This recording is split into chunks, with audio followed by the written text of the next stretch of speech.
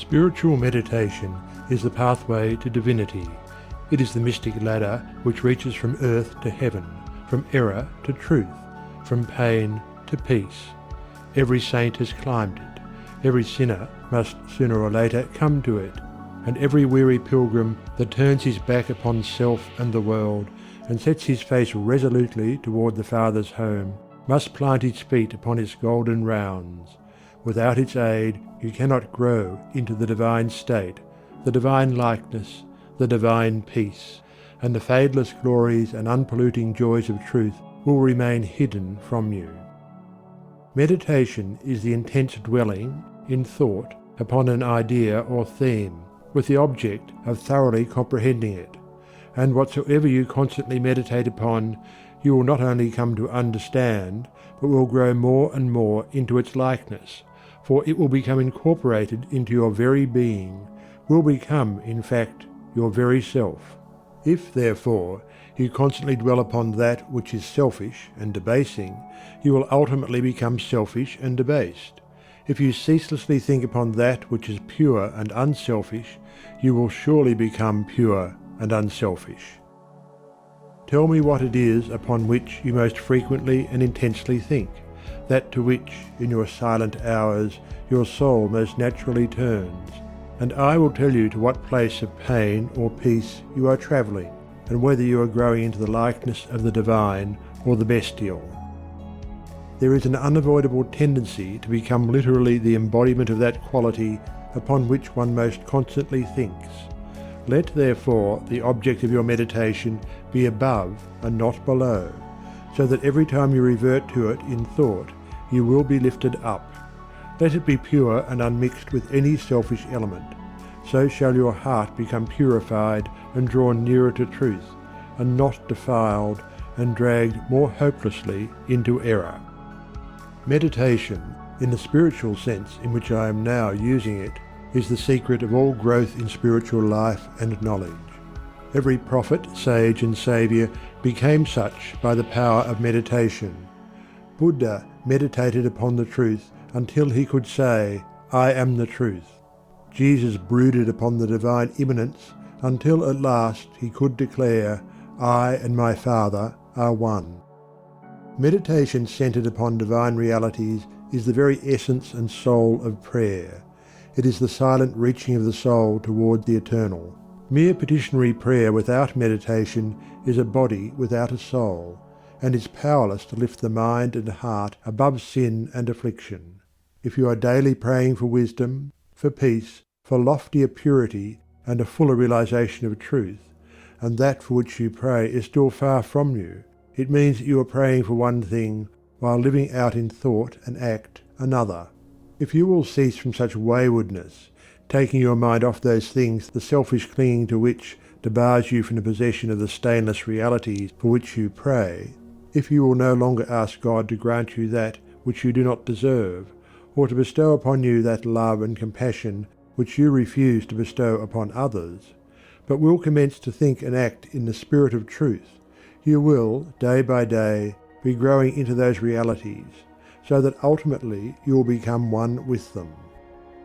He who would secure any worldly advantage must be willing to work vigorously for it, and he would be foolish indeed who, waiting with folded hands, expected it to come to him for the mere asking.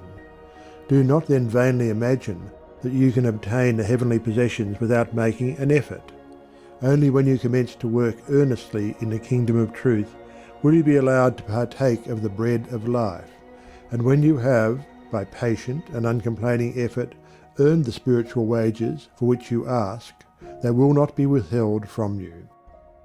If you really seek truth, and not merely your own gratification, if you love it above all worldly pleasures and gains, more even than happiness itself, you will be willing to make the effort necessary for its achievement. If you would be freed from sin and sorrow, if you would taste of that spotless purity for which you sigh and pray, if you would realize wisdom and knowledge, and would enter into the possession of profound and abiding peace, come now and enter the path of meditation, and let the supreme object of your meditation be truth. At the outset, Meditation must be distinguished from idle reverie. There is nothing dreamy and unpractical about it. It is a process of searching and uncompromising thought, which allows nothing to remain but the simple and naked truth. Thus meditating, you will no longer strive to build yourself up in your prejudices, but, forgetting self, you will remember only that you are seeking the truth.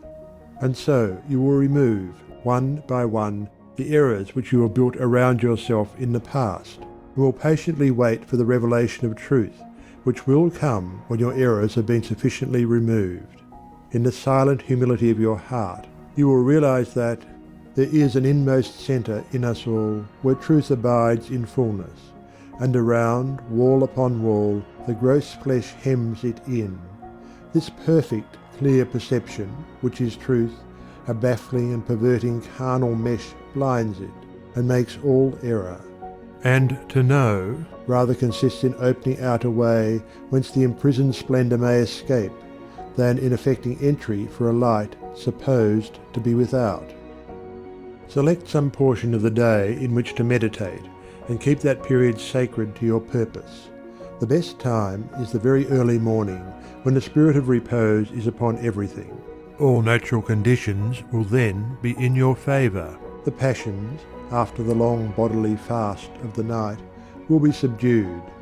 The excitements and worries of the previous day will have died away, and the mind, strong and yet restful, will be receptive to spiritual instruction. Indeed, one of the first efforts you will be called upon to make will be to shake off lethargy and indulgence, and if you refuse, you will be unable to advance, for the demands of the spirit are imperative. To be spiritually awakened is also to be mentally and physically awakened. The sluggard and the self-indulgent can have no knowledge of truth. He who, possessed of health and strength, wastes the calm precious hours of the silent morning in drowsy indulgence is totally unfit to climb the heavenly heights. He whose awakening consciousness has become alive to its lofty possibilities, who is beginning to shake off the darkness of ignorance in which the world is enveloped, rises before the stars have ceased their vigil, and, grappling with the darkness within his soul, strives, by holy aspiration, to perceive the light of truth while the unawakened world dreams on. The heights by great men reached and kept were not attained by sudden flight, but they, while their companions slept, were toiling upward in the night. No saint, no holy man, no teacher of truth ever lived who did not rise early in the morning. Jesus habitually rose early and climbed the solitary mountains to engage in holy communion. Buddha always rose an hour before sunrise and engaged in meditation, and all his disciples were enjoined to do the same. If you have to commence your daily duties at a very early hour, and are thus debarred from giving the early morning to systematic meditation, try to give an hour at night, and should this, by the length and laboriousness of your daily task, be denied you, you need not despair, for you may turn your thoughts upward in holy meditation in the intervals of your work, or in those few idle minutes which you now waste in aimlessness. And should your work be of that kind which becomes by practice automatic, you may meditate while engaged upon it. That eminent Christian saint and philosopher, Jacob Boehme, realized his vast knowledge of divine things whilst working long hours as a shoemaker. In every life there is time to think, and the busiest, the most laborious, is not shut out from aspiration and meditation. Spiritual meditation and self-discipline are inseparable. You will therefore commence to meditate upon yourself so as to try and understand yourself, for remember, the great object you will have in view will be the complete removal of all your errors in order that you may realize truth. You will begin to question your motives, thoughts, and acts, comparing them with your ideal, and endeavouring to look upon them with a calm and impartial eye. In this manner you will be continually gaining more of that mental and spiritual equilibrium without which men are but helpless straws upon the ocean of life. If you are given to hatred or anger, you will meditate upon gentleness and forgiveness, so as to become acutely alive to a sense of your harsh and foolish conduct. You will then begin to dwell in thoughts of love, of gentleness, of abounding forgiveness, and as you overcome the lower by the higher, there will gradually, silently steal into your heart a knowledge of the divine law of love, with an understanding of its bearing upon all the intricacies of life and conduct. And in applying this knowledge to your every thought, word, and act, you will grow more and more gentle, more and more loving, more and more divine.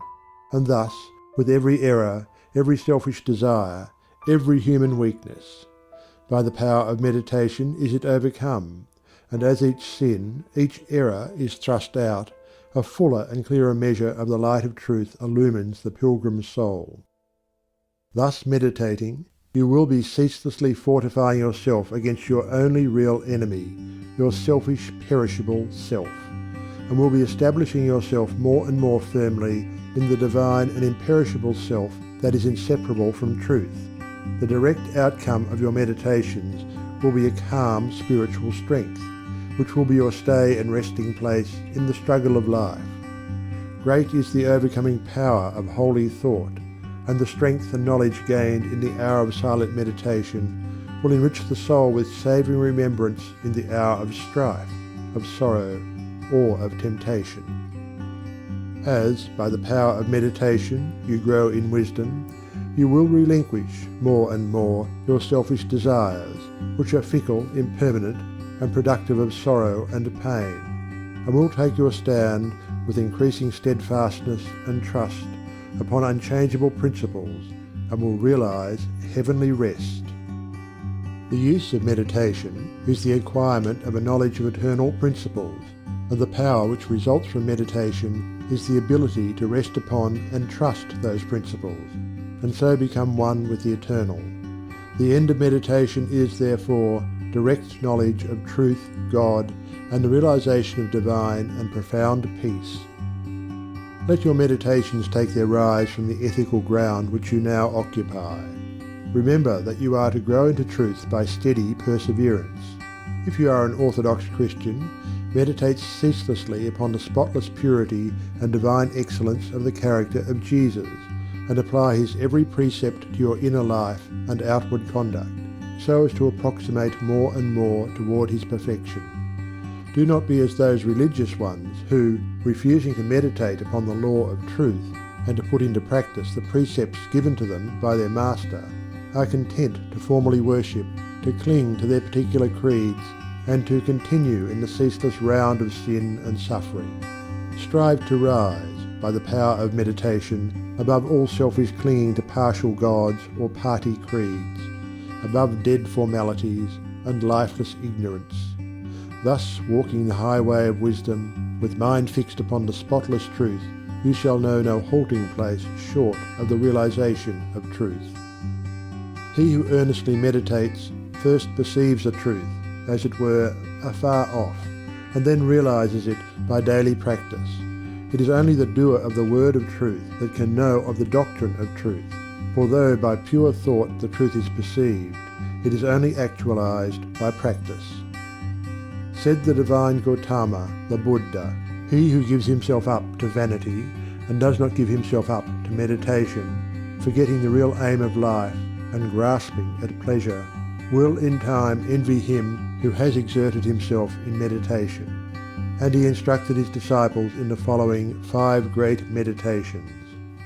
The first meditation is a meditation of love, in which you so adjust your heart that you long for the weal and welfare of all beings, including the happiness of your enemies.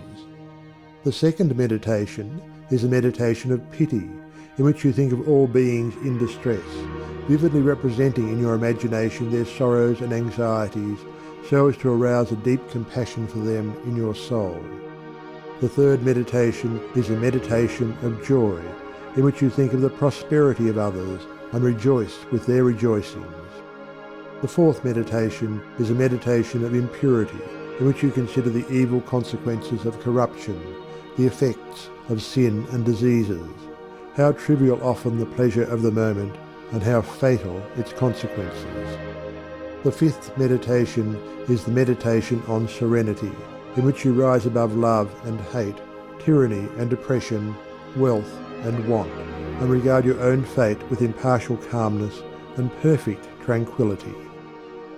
By engaging in these meditations, the disciples of the Buddha arrived at a knowledge of the truth. But whether you engage in these particular meditations or not, so long as your object is truth, so long as you hunger and thirst for that righteousness which is a holy heart and a blameless life.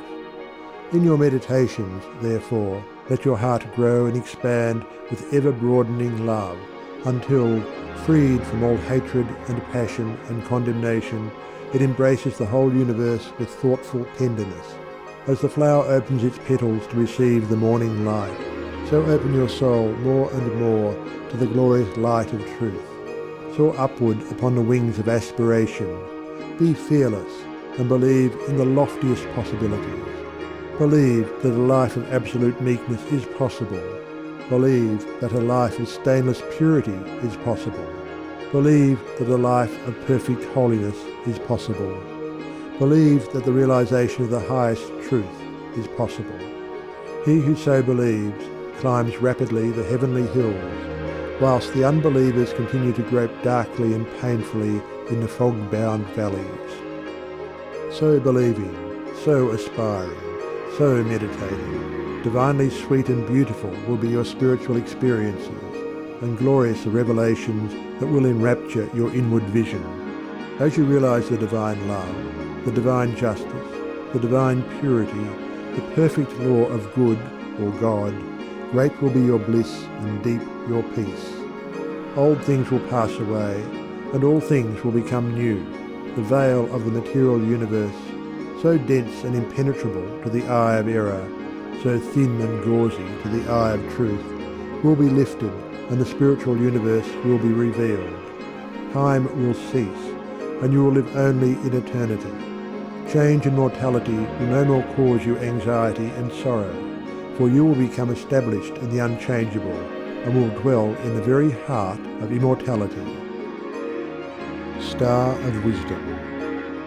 Star that of the birth of Vishnu, birth of Krishna, Buddha, Jesus, told the wise ones, heavenward looking, waiting, watching for thy gleaming in the darkness of the night time, in the starless gloom of midnight. Shining herald of the coming of the kingdom of the righteous, teller of the mystic story of the lowly birth of Godhead in the stable of the passions, in the manger of the mind-soul. Silent singer of the secret of compassion deep and holy, to the heart with sorrow burdened, to the soul with waiting weary. Star of all-surpassing brightness, thou again dost deck the midnight, thou again dost cheer the wise ones watching in the creedal darkness, weary of the endless battle with the grinding blades of error, tired of lifeless, useless idols, of the dead forms of religions, spent with watching for thy shining. Thou hast ended their despairing, thou hast lighted up their pathway, thou hast brought again the old truths to the hearts of all thy watchers, to the souls of them that love thee.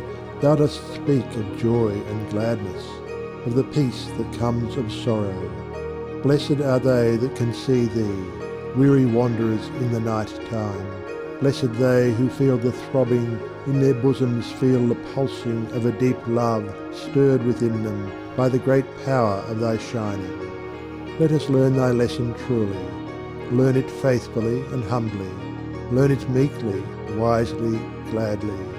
Ancient star of holy Vishnu, light of Krishna, Buddha, Jesus. End of section 1.